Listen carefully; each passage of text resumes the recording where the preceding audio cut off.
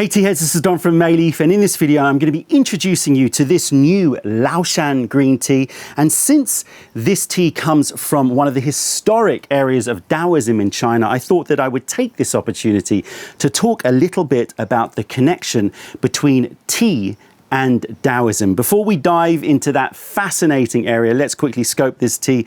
This is season April 2021. The cultivar is a cross between the Longjing 43 and the Wunyu Zhao cultivar. So Laoshan has a relatively short history. It really started in 1957 when seedlings were taken from Dragonwell, aka Longjing, in Zhejiang province to see if those cultivars could grow in the colder northern climates of Laoshan. So most Laoshan tea comes from the Longjing cultivars. And I've tasted many Laoshan green teas over the years, and they are famed for having that Longjing style nutty, vegetal and slightly brothy taste. But they tend to be a little bit too vegetal for my taste, which is why I've never purchased any. But this tea is a cross between the Longjing and the Wunyu Zhao. The Wunyu Zhao variety is often used to make Longjing as well, but it is a lighter, brighter and fresher variety. And I think it is the reason why this tea, this Laoshan green, made it to our selection this year, just adding a touch of lightness and delicacy to that brothy Laoshan character. The origin, as I said, this is from Laoshan village on the slopes of Laoshan mountain in Shandong province, and that is the most northern tea that I think we've ever purchased. Further north than Japanese teas, it's around the same sort of latitude as Korean teas, so it's much colder up in Laoshan compared with most tea growing districts, which means that producers usually have to actually cover the tea bushes in like temporary greenhouse structures over the winter months to stop the plants from being damaged, and then they take off those coverings at springtime when the temperature allows them to. It might be that this lack of direct sun may perhaps contribute to the trademark brothy and umami character of Laoshan tea, which is sort of reminiscent in a way of Japanese like kabusechas. It's not as savory as a gyokuro, but it's moving into that shade-grown umami territory of Japanese greens. So as I said, Laoshan is one of the cradles of Taoism in China, and some Laoshan tea continues actually to be produced in Taoist temples on the Laoshan mountain. Picking on this is a bud and one leaf, so very fine picking. The elevation on this tea is around 300 meters. Right, so let's scratch the surface of Taoism and see how it intersects with tea. Just like tea, Taoism is on the one hand about simplicity, yet has so many ideas which one can explore for their entire life. In fact, the most influential text on Taoism, called the Tao Te Ching, written by Lao Tzu in either the 4th or 6th century BC, is actually very short. It's got 81 chapters, but it's a very short book. You can read it in a couple of hours, yet it is often called the most wise book ever written and contains a wealth of ideas which have spiraled off to form many other concepts used in Chinese culture and Chinese medicine, from yin and yang to wuxing, the concept of 5 elements, to the concept of qi. Now, I am not going to be attempting to dive into all of these concepts today, but instead I just want to touch upon some key aspects of Taoism and parallel them to Cha Dao, the way of tea, so that you can understand why tea is so revered in Taoist tradition. So Taoism is a philosophy or way of living and can also be considered a kind of theology, but don't let that put you off if you have other faiths. The wisdom in Taoism is actually very useful and pragmatic for everyone, no matter what your religious leanings. Taoism is fundamentally promoting the idea that a happy life is one that is living in harmony with nature. And it actually stemmed from other ancient prehistoric naturalist ideas in ancient China, like the school of yin and yang and the I Ching, the book of changes. Taoism says that a perfect life is one that not only appreciates nature, but adapts to nature and is flexible and resilient like nature. And very importantly, accepts and celebrates change, transformation, and impermanence. Change is the only constant, and change is necessary to be able to experience a present moment. In terms of religion, Taoism sees the universe as being in a constant process of creation and recreation. And in that way, it sort of has a similar feel to religious ideas of pantheism, the idea that the divine is the universe or reality as we experience it. But it's probably closer to panentheism, the concept that the universe is a part of God, but that the divine extends beyond the universe. Either way, Taoism is broadly a naturalist philosophy. Nature is our guide to live the life of Tao, and naturalness is the best way to approach living. So in Cha Dao, in the way of tea, which uses the same character Tao as in the Tao Te Ching and Taoism, which basically means the way, good practice is always in harmony with nature. From the growing to the producing to the brewing and the tasting, everything in tea is about a unity of humanity with nature. All of our actions need to be in harmony with and adaptable to nature in order to allow nature to express itself through us rather than us trying to control nature. Tea also teaches us to celebrate and accept transformation, change and impermanence. Now, I've done a whole video about tea and impermanence, which I'll link to in the description below. But from the forever changing harvests and batches in tea, the fact that every single tea that you drink will be different, every cup will be different, we learn that nothing is constant. From the depiction of life in microcosm in the tea session, with the resurrection of the dry leaves from their dry state and bringing them to life and experiencing them, and all the way to the end of the session when the leaves have given up all of their essence. We unconsciously and consciously learn that in order to enjoy tea and life, we must accept impermanence and mortality. Tea is also nature's gift to us, nature's medicine and elixir to promote calm, natural longevity, which is another important aspect of Taoism. So tea fits perfectly into the Taoist concept of the supremacy of nature and naturalness. Right, before we move into other concepts of Taoism, let's get into this Laoshan tea. You can see the leaves here, beautiful sort of pine green, dark pine green leaves, sort of a twisted nature, sort of rolled up nature. Let's heat up this guy one. And let's smell those dry leaves.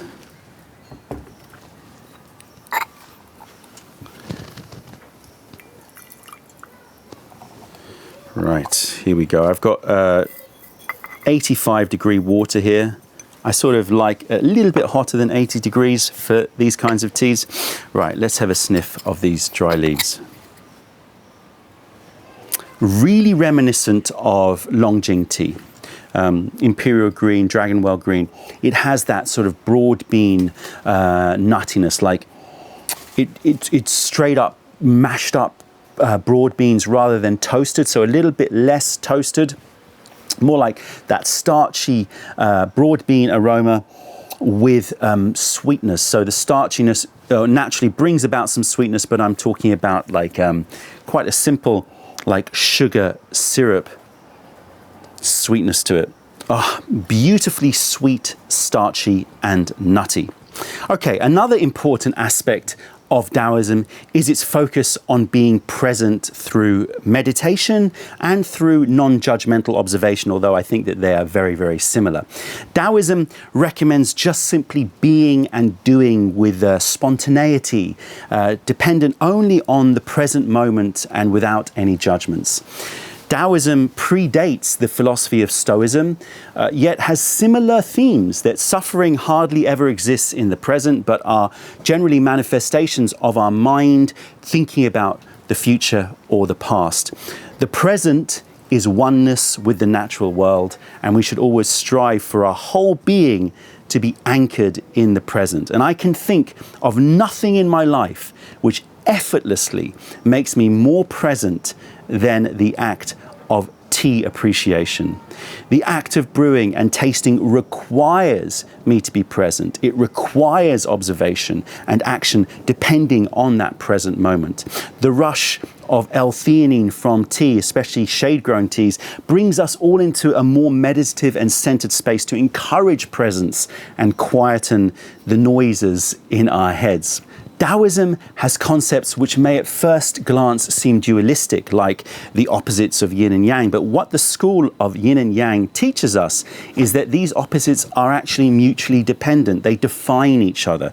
You cannot have the concept of long without the concept of short. Day can't exist without night. Hot is defined by cold.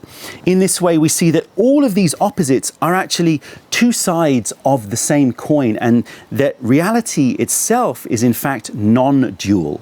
Ideas of good and bad, happy and sad, are actually part of the same isness of existence. They are not two opposing and exclusive states, but part of the same whole. So being present requires us to be non-judgmental rather than allowing dualistic thinking to occupy our lives and create narratives which takes us further away from nature and harmony. And tea is full of dualism too, at least at first glance. The different types, parameters for brewing, concepts of higher and lower quality of tea.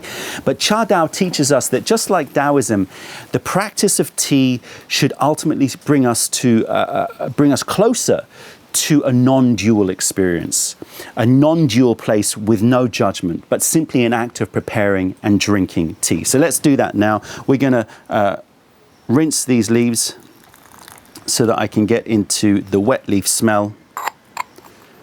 I'm underneath a pine tree, which is why you're seeing things falling, but that's okay. Be in harmony with nature. Okay, look at those leaves. Look how they open up. Right, here we go. Oh, very, very intense. And that brothy, savory note is there, but it's not as vegetal as a lot of Laoshan green teas that I've tasted before. And that's where the Wu Niu Zhao cross comes in. Oh, but it does have a wild, wild smell to it. So I'm still getting those beans. I'm still getting the sweetness of like candy floss, but it's got a more savory note to it. I'm going to sort of say bean stew, but actually it has a sort of umami, slightly meaty quality to the smell. I'm sort of imagining like a bean stew with some meat in it, you know, like a cowboy style sort of bean stew.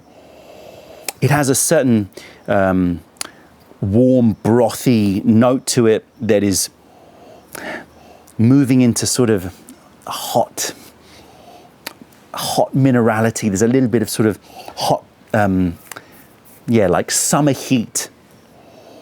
I'm just sort of imagining a very hot day eating like a cowboy bean stew, followed by some sort of sweet dessert like candy floss, and but then it's got that Wu Niu Zhao brightness and freshness, which just is what really, as I keep saying, made me select this tea.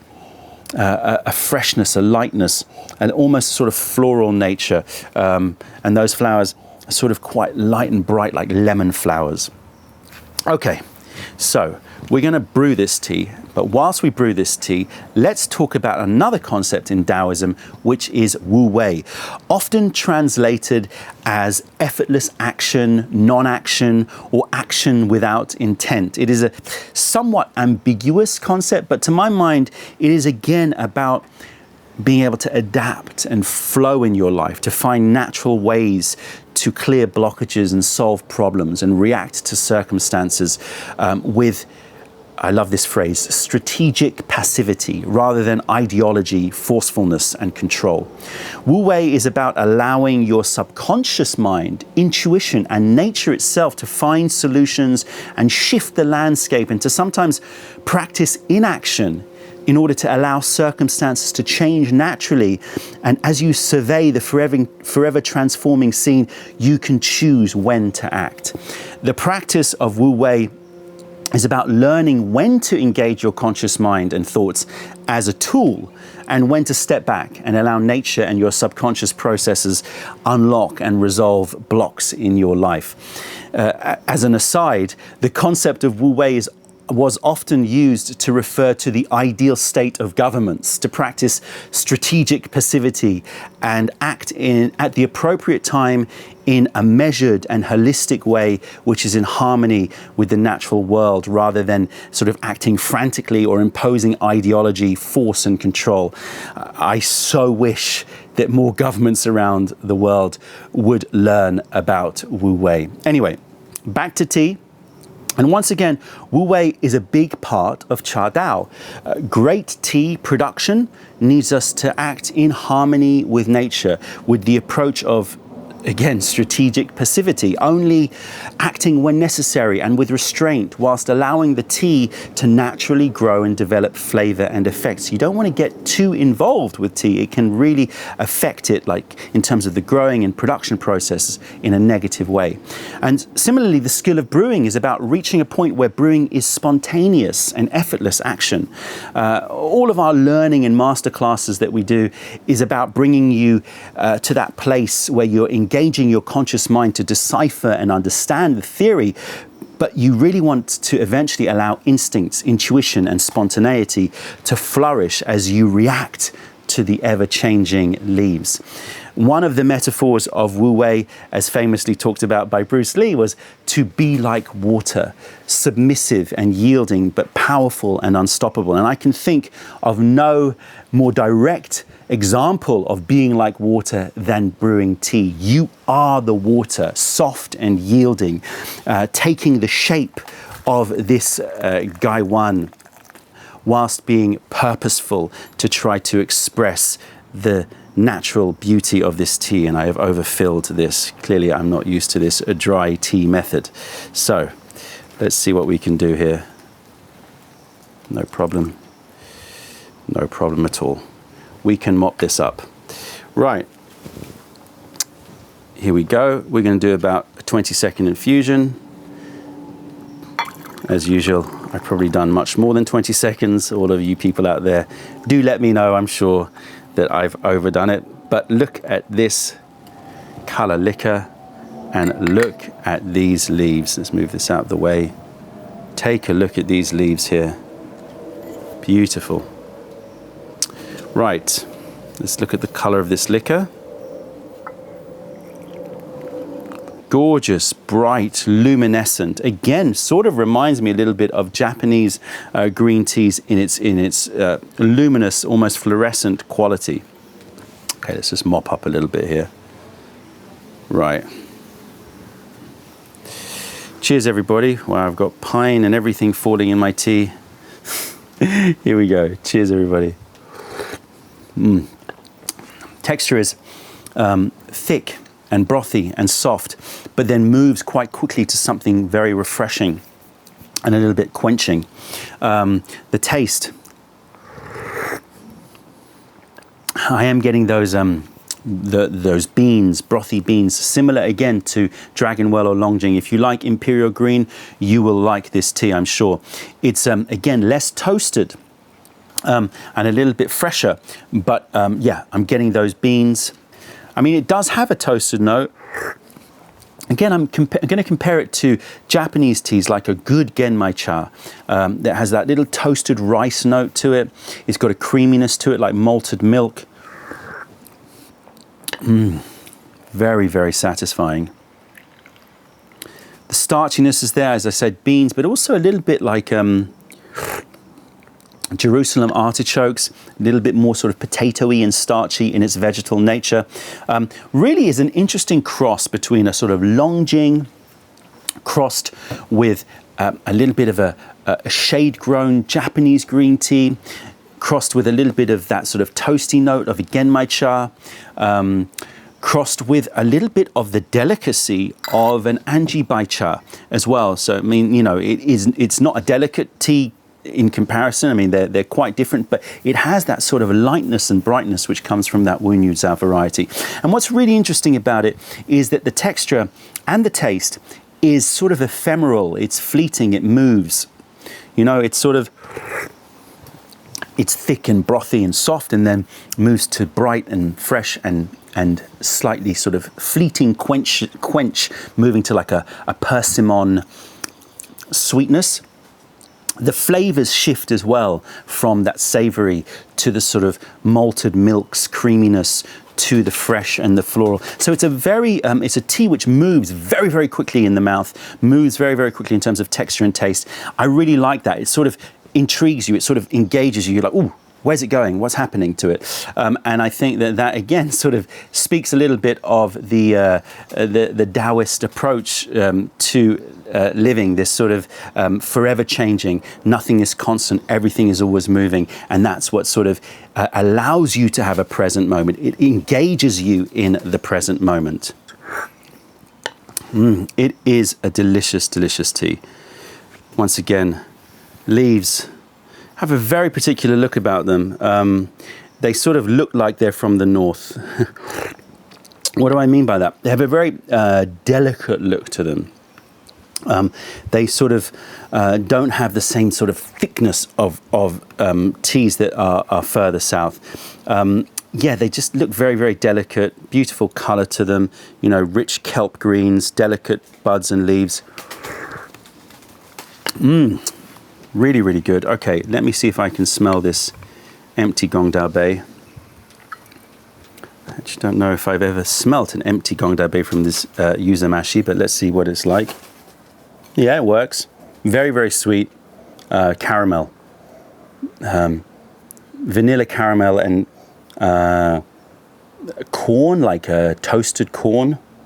Toasted sweet corn and vanilla caramel. Really, really lovely. All right, I'm going to roll through some infusions and I'm going to let you know what the body sensation is like. This is the third infusion and I am loving this tea. It continues to be very ephemeral in its experience. What I mean by that, it's just shifting in the mouth from brothy and soft and thick to fresh, from creamy and savory to bright and light, all within the same sort of, within a few seconds. And that really makes it very, very intriguing.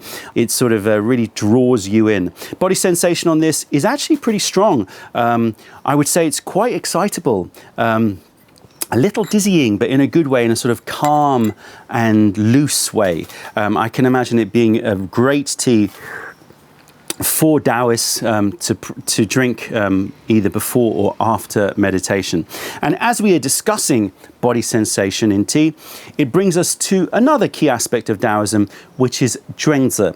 The Zhuangzi is a book by an author of the same name, written around 300 BC, and is full of stories and parables, and those stories are trying to promote different ideas. A lot of the ideas in this book again revolve around living in harmony with nature and the falseness of human narratives around dualism, but also promotes the concept of rejecting lofty positions, ego and power in favor of a carefree, relaxed and long life. The effects of tea on the mind and body, as I'm sure all of you tea heads out there will attest, are profound. Tea brings about a sense of looseness and calm, as if you are drunk on the present moment. And I think promotes the ideas of relinquishing concepts of the ego and striving for sort of human constructs like power and value, and instead living a carefree and natural